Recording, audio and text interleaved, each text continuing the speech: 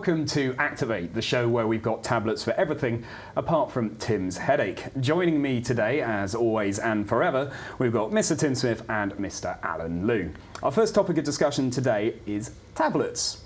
Mini tablets have started to get pretty popular and all the big names have bought one out. There's one from Apple, there's one from Google and Asus, and there's one from Amazon. But which one should be in your stocking this Christmas? We're going to try and work it out. So, Tim, the iPad is at its cheapest about £100 more expensive than the other two at their cheapest. You're getting ripped off, right? No, I don't think you are. A year ago I would have said yes, definitely. I'll go for Android, it's an open platform and you can get lots of apps and it's easy and such. But having used an iPad for a while and also now got an Android phone, I'd buy the Apple. So Apple have wooed you with their shiny thing? Yeah, they have.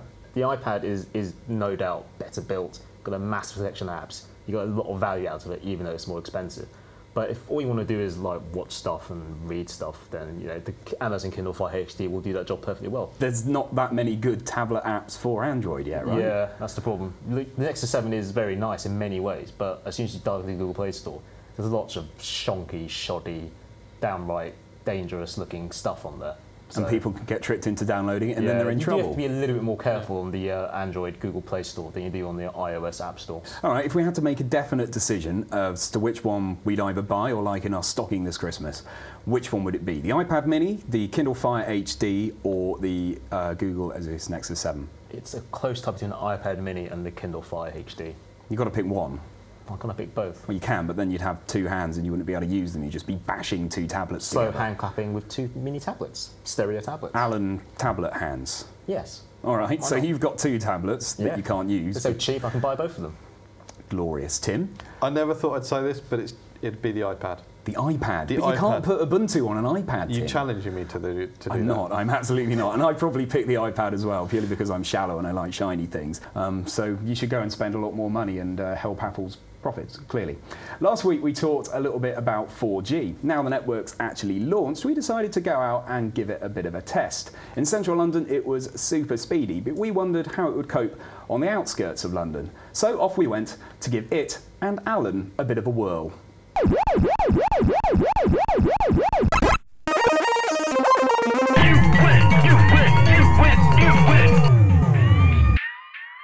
We've come out to the outskirts of London to see just how well 4G copes both in the suburbs and under the extreme force of whirly fairground rides. Now, Alan isn't feeling particularly well and he's just gone to have a quiet moment, but we're still going to chuck him on a ride anyway and see how well he and 4G will cope. All right, Alan, you're all strapped in? Yes. Yeah? Yes. Got the phone strapped down here to film your face, and we've got the phone here to do the 4G speed test. Yes, we do. All right, ready? Ready as I'll ever be. Off you go. Okay.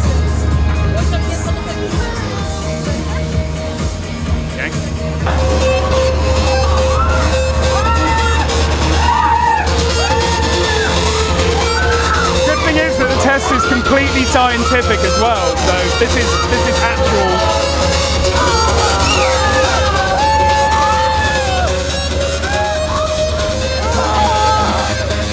You need some more? Okay, one more time. My producer is a cruel, cruel man. I don't think he's enjoying it.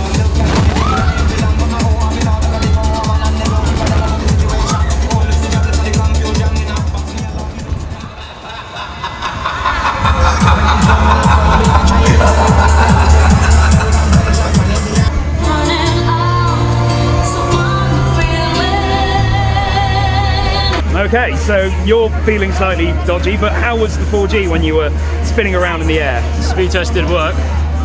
And on Tornado Vomit here, we've got 2.4 megabits download, half a megabit upload. So it's still faster than the 3G was in the centre of London. Yes. We're quite a long way out, and you were whirling through the air like a superhero. So there we go.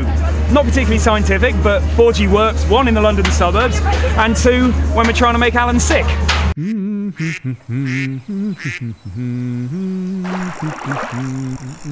Ah.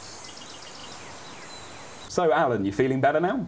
I am now, yes. Yes. Not like it was fun. Well, apart from the vomiting bit at the end, yeah, sure. Considering we were not on the very edge of London, but we've gone out to Zone 3, so we're giving it a bit of a challenge. Yeah, Zone 3, the outback of London. The outback of London. I went around quite a bit of central London the other day.